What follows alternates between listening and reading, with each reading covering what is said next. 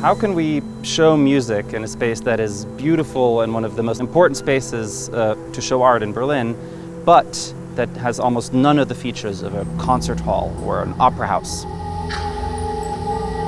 This belief in the cross-pollination of disciplines between music, architecture, visual art has been really at the heart of this entire project we call modernism. But more specifically, it's also really been part of the DNA of the Neue Nationalgalerie since this museum opened almost 60 years ago.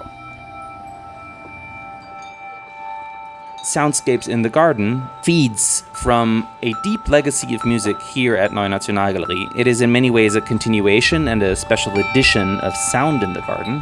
which Klaus Biesenbach launched in 2022, right as the museum reopened after a long renovation.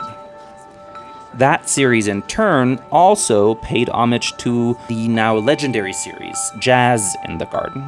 which brought some true icons to the sculpture garden in the 1970s, including Keith Jarrett, Alice Coltrane, and many others.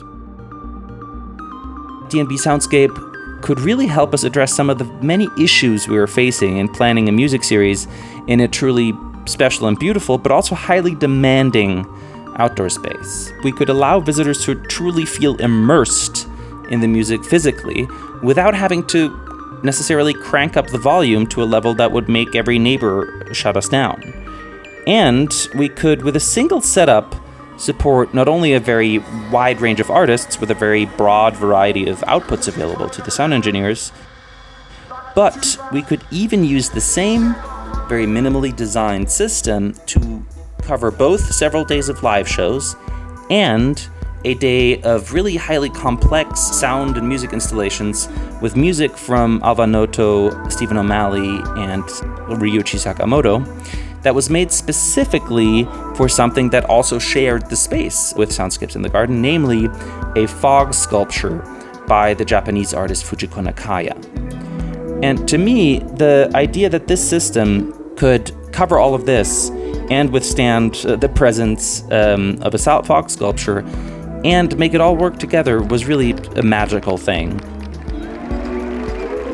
With the help of D&B Soundscape, we were able to